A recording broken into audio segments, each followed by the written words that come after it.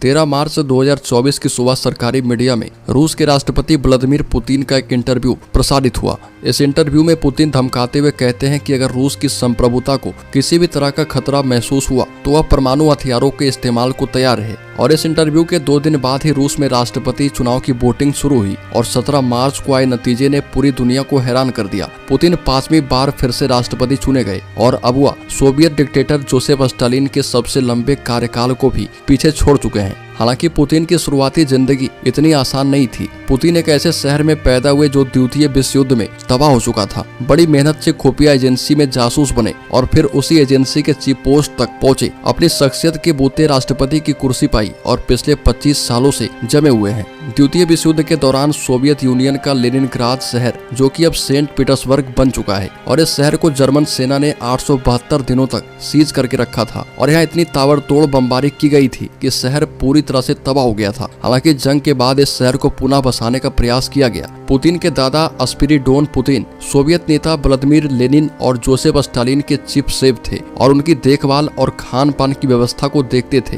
हालांकि जंग के बाद उनका परिवार बेहद गरीबी में गुजर बसर कर रहा था। पुतिन बहुत दिनों तक एक सामान्य परिवार से संबंध रखते थे और लंबे समय तक इसी तरह से जिए और एक सामान्य और औसत बच्चों की भूमिका में ही रहे। हालांकि जब पुतिन 12 साल के हुए तो उन्होंने सोवियत रेड आर्मी द्वारा विकसित मार्शल आर्ट, शैम्पू और जूडो की क्लास ज्वाइन कर ली। पुतिन की मां को यह फैसला पसंद नहीं आया था। पुतिन की ऑफिशियल बायोग्राफी के मुताबिक जब भी पुतिन जूडो क्लास के लिए घर से निकलते तो उनकी मां उन पर भड़कते हुए कहती कि क्या तू फिर से फाइट करने के लिए जा रहा है। ऐसे पुतिन को सीक्रेट एजेंट बनने का शौक 15 साल से ही रहा और 9वीं क्लास में ही वह लेनिनग्राद स्थित खुफिया एजेंसी केजीबी ऑफिस जा पहुंचे थे। रिसेप्शनिस्ट ने पूछा कि तुम यहाँ क्या कर रहे हो, तो पुतिन ने कहा कि मुझे केजीबी ज्वाइन करनी है। इस पर रिसेप्शनिस्ट ने कहा कि केजीबी में डायरेक्ट ज्वाइनिंग नहीं होती और अगर तुम लॉ की पढ़ाई पूरी कर लो और इसके बाद इसमें अप्लाई करो तो तुम्हारा सिलेक्शन हो सकता है। इसके बाद पुतिन ने लेनिनग्राद स्टेट यूनिवर्सिटी में लॉ की पढ़ाई शुरू की और जहां उन्होंने इंटरनेशनल लॉ में सबसे पसंदीदा नेशन ट्रेडिंग प्रिंसिपल टॉपिक पर रिसर्च पेपर जमा किए और 1975 में ग्रेजुएशन की पढ़ाई पूरी की। बचपन से ही सीक्रेट एजेंट बनने की चाह रखने वाले पुतिन ने 23 साल की उम्र में सोवियत यूनियन की खुफिया एजेंसी केजीबी में काम करना शुरू कर दिया। केजीबी में पुतिन को केस ऑफिसर के तौर पर लेनिनग्राद में तैनात किया गया और कहा जाता है कि यहाँ पर पुतिन का काम विदेशी लिटरेचर जब्त करना, विदेशी टेलीकास्ट को रोकना और विदेशी विजिटर्स पर नजर रखना था। पुतिन के फैमिली फ्रेंड जब उनसे पूछते थे तुम लेनिनग्राद में करते क्या हो, इस पर पुतिन बड़े ही रहस्यमयी तरीके से जवाब देते थे कि मैं लोगों के साथ घुलने मिलने में बहुत ही माहिर हूँ और मेरा काम यही है। हालांकि सोवियत यूनियन के विघटन के बाद केजीबी भी खत्म हो गई थी। उसकी जगह रूस की नई खुफिया एजेंसी एफएसबी बनी और जुलाई 1998 में पुतिन एफएसबी के डायरेक्टर बना दिए गए। इसके बाद मार्च 1999 में पुतिन नेशनल सिक्योरिटी काउंसिल के हेड बने। 1997 से लेकर 1999 के बीच केवल 2.5 साल में पुतिन ने कई बड़े पदों पर काम किया। बता दें कि मार्च 1997 में पुतिन रूस के पहले राष्ट्रपति बोरिस येल्त्सिन के प्रेसिडेंशियल स्टाफ के डिप्टी चीफ बन गए। हालांकि बोरिस येल्त्सिन को लेकर रूस की जनता काफी नाराज थी क्योंकि वह कहीं भी कभी भी शराब पीने लगते थे और नाचने लगते थे। इसके अलावा बोरिस येल्त्सिन ने सरकारी सिस्टम को कमजोर कर प्राइवेट सेक्टर को बढ़ावा दिया। बोरिस येल्त्सिन का द फैमिली नाम से एक सलाहकार ग्रुप था।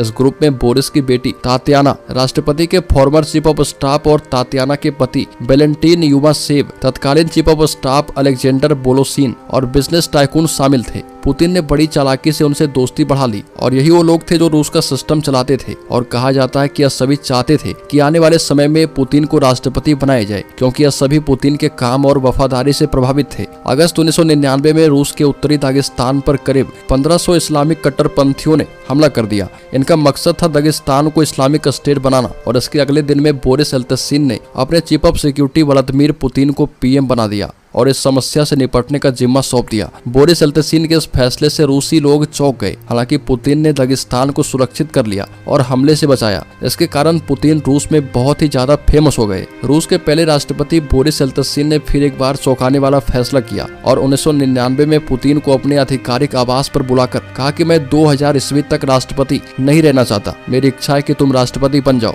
और इसके बाद पहले पुतिन को अंतरिम राष्ट्रपति बनाया गया और 3 महीने के बाद चुनाव हुए और मार्च 2000 ईस्वी के चुनाव में पुतिन की मदद बड़े बड़े ब्यूरोक्रेट्स, नेता और उद्योगपतियों ने की। पुतिन लगातार 2 चुनाव जीतकर 2000 से 2008 तक रूस के राष्ट्रपति बने रहे और इन 8 सालों में पुतिन के खिलाफ जिन लोगों ने भी आवाज उठाई, इनमें चाहे पत्रकार हो या नेता हो या कोई अधिकारी, उन्हें रहस्यमयी तरीके से गायब कर दिया गया या फिर मार दिया गया। ऐसा कहा जाता है कि जब पुतिन साल 2000 में रूस की ऑर्गेनाइज्ड क्राइम की कमर तोड़ रहे थे तो रूसी माफियाओं ने उन पर हमला किया और ये हमला लगातार जारी रहा। इस हमले में एक कार में बम लगाकर पुतिन की कार के बगल से गुजारा गया और विस्फोट किया गया। इसी साल उज्बेकिस्तान ट्रिप के दौरान पुतिन पर उग्रवादियों ने अटैक किया। इसके अलावा रिमोट कंट्रोल बम से पुतिन की कार के पास विस्फोट किया गया जिसमें उनके कई साथी मारे गए, लेकिन इन सभी हमले में पुतिन बचते गए। 2002 में याल्टा ट्रिप के दौरान पुतिन के ब्रेड जैम में जहर डाल दिया गया, लेकिन पुतिन फिर भी बच गए। स्नाइपर अटैक, बम विस्फोट और फिदाइन अटैक का कई बार सामना कर चुके पुतिन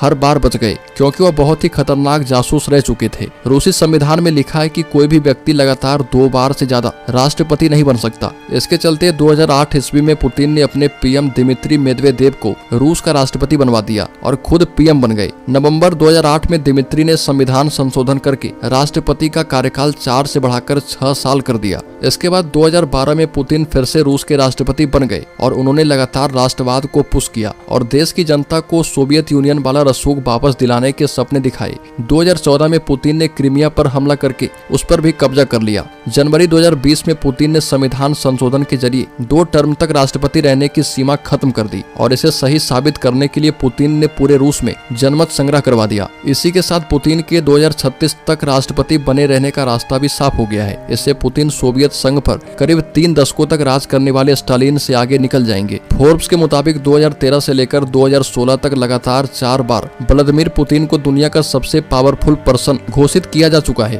और 2015 में पुतिन ने युद्ध के बारे में कहा था कि लेनिनग्राद की सड़कों ने 50 साल पहले मुझे एक नियम सिखाया था कि अगर झगड़ा होना ही है तो पहला मुक्का आपको ही मारना होगा। तो दोस्तों, आज के इस वीडियो में इतना ही। इसी तरह की वीडियोस पाते रहने के लिए आप हमारे चैनल को सब्सक्राइब कर लें और बेल आइकॉन जरूर दबाएं और इस वीडियो को शेयर करें।